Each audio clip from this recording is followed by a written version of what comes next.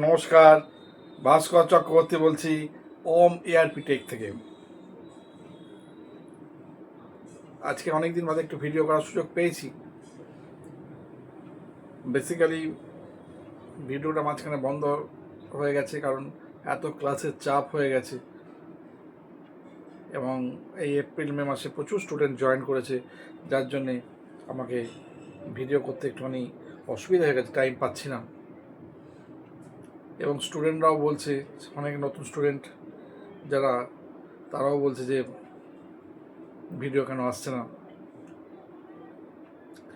তো এনিওয়ে, আমি আজকে সব থেকে যেটা ইম্পর্টেন্ট কথা বলতে এসেছি, যে আমি গত কয়েকদিন আগে একটা আমার হোয়াটসঅ্যাপ স্ট্যাটাসে রিগার্ডিং মেটেরিয়ালস ম্যানেজমেন্ট এবং ফিনান্সের ওপর ম্যান পাওয়ার চেয়েছিলাম, এবং সেটা আমার যে টিসিএসের ভেন্ডার, যিনি আমার কাছ থেকে মাঝে মধ্যেই ম্যান পাওয়ার নিতেন আগে, উনি আমাকে এবছরে কল করে চেয়েছিলেন এবং অনেকগুলো ম্যান পাওয়ার চেয়েছিলেন। ঠিক আছে, এখন কথা হচ্ছে, আমি যখন দিয়েছিলাম, খুব দুর্ভাগ্যক্রমে, যেটা বলতে আমার খুব খারাপ লাগছে আজকে, যে যে যা রেসপন্স হওয়া উচিত তার 1%ও হয়নি। তার মানে আমার স্টুডেন্টরা যারা এসএপি এফআইসিও বা এসএপি এমএম শিখেছেন, তারা এই কোর্সটা যারা করছেন, তারা যে কতটা কোর্সের প্রতি এবং তাদের নিজেদের কেরিয়ারের প্রতি কতটা দায়িত্ববান, এটা প্রমাণ হয়ে গেছে। অনলি 4 স্টুডেন্ট, 4-5 জনকে পেয়েছি, আর বাকিরা ওয়ান টাইপ অফ এনকোয়ারি করেছেন, কোথায় কি না কি, হ্যান কি ত্যান কি। তা আমি সেগুলো কোনো রেসপন্স বিশেষ করিনি। ঠিক আছে, এবার জবটা কলকাতা এবং কলকাতার বাইরের সব মিলিয়েই ছিল। আমি 4 জনকে পাঠিয়েছি, জানি না ওদের আজকে হয়তো একটা ওভারঅল কলিং ইন্টারভিউ হওয়ার কথা আছে। সেটা কতদূর কী হবে, কাউকে নেবে কি না, সেটা তারা ডিসাইড করবে। এটা one type of developing cum assistant job ছিল, এবং যারা এই সব জবের মধ্যে যুক্ত হবে একবার, তাদের পক্ষে খুব বিশাল সুযোগ হয়ে যায়। স্যালারিটা ফ্যাক্টর হয় না এখানে। আজকে এইসব কাজে আলটিমেটলি খুব খোলাখুলি বলছি, যখন আমি 2013-14 সালে কথা বলছি, তখন যে সমস্ত কোম্পানি, মানে যারা এসএপিতে আলটিমেটলি ওই, মানে কী বলবো, থার্ড পার্টি হিসেবে কাজ করতো, বড় বড় কোম্পানির প্রজেক্ট হয়তো কোনো কারণে তারা কিছুটা নিয়ে কাজ করতো, তাদের ওখানে সার্ভারে বেসিক্যালি বসে ওই রিয়েল টাইমে কাজটা দেখবে, হয়তো কিছুটা হ্যান্ডস অন কাজটা দেখে তারপর কিছুদিন হয়ে গেলে তাকে হ্যান্ডস অন কিছু কাজ করতে দেবে ডেমো সার্ভারে। সেইটার জন্য তারা ডিপোজিট নিত 40-50,000, এবং without any salary. It is a fact, the true. আমার জানা অনেক লোক এরভাবে তখনকার দিনে করতো। তো এই যে সিচুয়েশান, সেইখান থেকে আজকে এই ধরনের এক্সপিরিয়েন্সটা গ্যাদার করবার জন্য যে অপশানটা দেওয়া হয়েছিল, এখন স্টুডেন্টদের অনেক কিছু ইস্যুস থাকে। আপনি যদি সেই ইস্যুগুলোকে, সমস্ত কিছুকে এক জায়গায় নিয়ে এসে, এবার আপনি যদি সেগুলোকে চান যে সলভ করতে, তাদের তো কিছু করার নেই। এবার হতে পারে আপনার অফিস আওয়ার্সের একটা ব্যাপার আছে, হতে পারে আপনি কলকাতায় পছন্দ করছেন না, হতে পারে আপনি যে স্যালারি এই মুহূর্তে পাচ্ছেন তার থেকে কিছু কম পেলেন, হতে পারে আরও অনেক কিছু ইস্যু হতে পারে। তো এত কিছু হয়ে যাওয়ার পর মানুষ ভাবে কি, যে আমি 18,000 টাকা খরচা করেছি, মানে মানে আমি যে জবটা এত 10 বছর 15 বছর ধরে করছি, সেখানে আমি 20,000 টাকা হয়তো কোনো রকমের স্যালারি পাচ্ছি, বা 25,000 টাকা পাচ্ছি, তাহলে আমার সাইডে একটা বিশাল কিছু জায়গায় চলে যাবে। এসএপি মানে কিছু, আপনি কি বিশাল কিছু দিয়েছেন? এবার আজকে যারা ধরুন 15 লাখ টাকা খরচা করে এমবিএ করছে, তারা কত টাকা এক্সপেক্ট করবেন আপনি যদি সেটা করেন কম্পারেটিভলি? আপনি এসএপিকে কি দিয়েছেন, আলটিমেটলি কতটুকু সময় দিয়েছেন নিজের দিক দিয়ে, কতটুকু প্র্যাকটিস করেছেন? ঠিক আছে, আমি তো সিম্পল একজন, মানে আমি নাম বলতে পারবো না এখানে,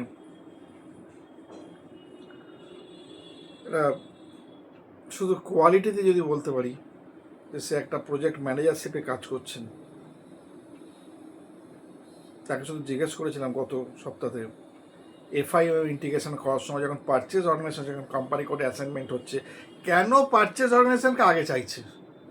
আপনার যখন কোম্পানি কোডের সঙ্গে অন্য অ্যাসাইনমেন্টে তো কোম্পানি কোড আগে যায়, কেন পারচেজ সঙ্গে অ্যাসাইনমেন্ট হচ্ছে?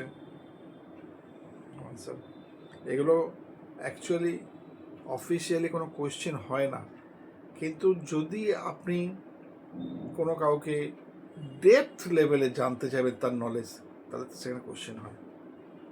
আমি অনেক কোয়েশ্চেন জিজ্ঞেস করলাম, অনেক উত্তর জিজ্ঞেস। অ্যাকচুয়ালি উত্তরটা কি? আপনি যদি কোম্পানি কোডকে আগে চাইতেন তাহলে আপনি কিন্তু একটাই পারচেজ অর্গানাইজেশন অ্যাসাইন করতে পারতেন, কিন্তু অফিসিয়ালি একটা কোম্পানি কোডে মাল্টিপল পারচেজ অর্গানাইজেশন হতে পারে। সেই জন্য এখানে ডিফারেন্ট পারচেজ অর্গানাইজেশন যাতে অ্যাসাইন করা যায় সেই জন্য ওটা আগে চাওয়া হয়েছে। Same for sales organisations, multiple sales organisation আমরা অ্যাসাইন করতে পারি। ঠিক আছে, যখনই মাল্টিপল কিছু ইস্যু হয় তখন হয়। তো পড়াশোনাকে যদি এইরকম ধরনের ডেপথ লেভেলে নিয়ে যাওয়া যায় তখন গিয়ে সেখানে জব পাওয়া যায়। শুধুমাত্র কখন একটা পিও করলাম, পিও থেকে এমআইজিও হলো, স্যার এমআইজিও করতে না এমআইআর করতে আটকে গেছে, এইটা হচ্ছে, এসে কিছু হবে না। আপনি 1,00,000 পিও 5,00,000 এমআইজিও এমআইআর করলেও আপনি জীবনে জব পাবেন না। যদি আমরা ওই বেসিক কাজ যদি আপনাকে জিজ্ঞেস করা যায় এমআইজিও থেকে এমআইআর আর এফআই পারচেজ অর্ডার থেকে গুড রিসিভ, এখানে আপনার অ্যাকাউন্ট ডিটারমিনেশনে কী কী আউটপুট হচ্ছে আর কী টিকট কী আপনার অ্যাকাউন্ট ডিটারমিনেশন হচ্ছে আর কী আপনার অ্যাকাউন্টিং এন্ট্রি হচ্ছে, এটা আপনি বলুন। এটা যদি বলতে না পারেন আপনি জানবেন যে আপনি কিচ্ছু শেখেননি। ওই কাজে সবাই করতে পারেন, ওই কাজে সবাই করতে পারে। একটা গুড রিসিভ করলে তার কি এন্ট্রি হবে সে সবাই করতে পারে, কিন্তু একটা গুড রিসিভ করলে কি অ্যাকাউন্টিং এন্ট্রি হয়, তার অ্যাকাউন্ট কী কে থাকে এইটা যদি বলতে না পারে তাহলে আলটিমেট জানবেন যে কিছু শিখতে পারেননি। কেন জিআরআইকে ক্রিয়েট করা হচ্ছে, কেন ভেন্ডারকে ক্রিয়েট করা হচ্ছে না, সে কেন বলতে না পারেন, কিছু লাভ নেই। তো সেই জন্য আমি আপনাদেরকে প্রত্যেককে বলছি একটা কথাই, যে আপনারা নিজেরা পড়াশোনাটাকে সেই লেভেলে নিয়ে যান টোটালি। এবং সব থেকে বড় যে জায়গাটা আছে যে এক একটা করে পার্ট, সেই পার্ট যে যে পার্টে আছেন সেই পার্টটাতে টোটাল যে কনসেপশনটা আছে সেই কনসেপশনটাকে কমপ্লিট ক্লিয়ার করুন।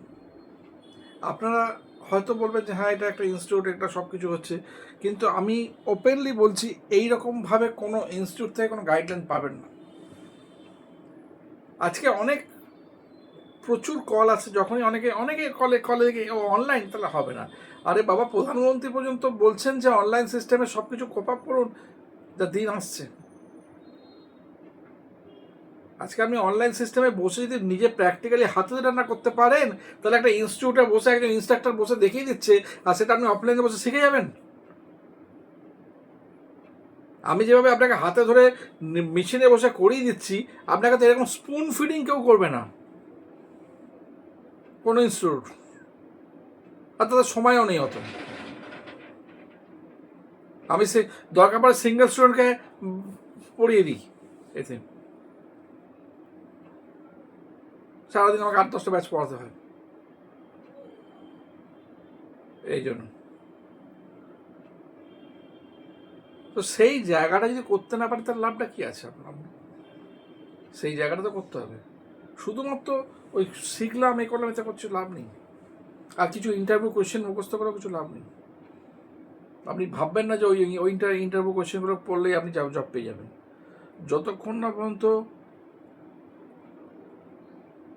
WH ওয়ার্ড যেটাকে আমরা বলি, সেই WH ওয়ার্ডের conception, what, which, where, when, how, এই কনসেপশন কোত্থেকে হচ্ছে, কীভাবে হচ্ছে, কেন হচ্ছে, কোথায় গিয়ে পড়লো, এই কনসেপশন যতক্ষণ না পর্যন্ত ক্লিয়ার হবে ততক্ষণ আপনি ধরে রাখুন জীবনে কোনোদিন SAPতে সাকসেসফুল হতে পারবেন না, জীবনে কোনোদিন হতে পারবেন না।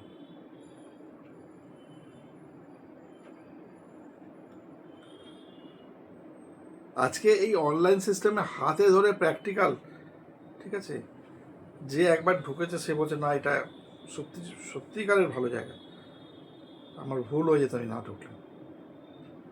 তো সেই জায়গাটা যদি নিজেরা মিস করে যান তাহলে তো আমার কিছু করার নেই। আজ ব্যাপক পরিমাণ স্টুডেন্ট ঢুকে যাচ্ছে, ব্যাপক পরিমাণ রাজনীতি আমাকে দুপুর 1টার সময় তো ক্লাস করাতে হচ্ছে, এটা ফ্যাক্ট। তো সেই জন্য আমি বলছি, যে সিস্টেমে হাতে ধরে করে দিচ্ছি এবং প্রত্যেকটা ক্ষেত্রে থেকে যেভাবে সাপোর্ট করছি, সত্যিকারে যদি আপনারা এসিপিতে কেরিয়ার করতে চান তাহলে আপনারা আমার সাথে কমিউনিকেট করুন। আমি আপনার এসএপি শেখার জন্য যা যা লাগে তার পুরো দায়িত্ব আমি নিলাম, কমপ্লিট রেসপন্সিবিলিটি, এই দায়িত্বটা আমি কথা বললাম। যাই হোক, প্রত্যেকে ভালো থাকবেন। নমস্কার।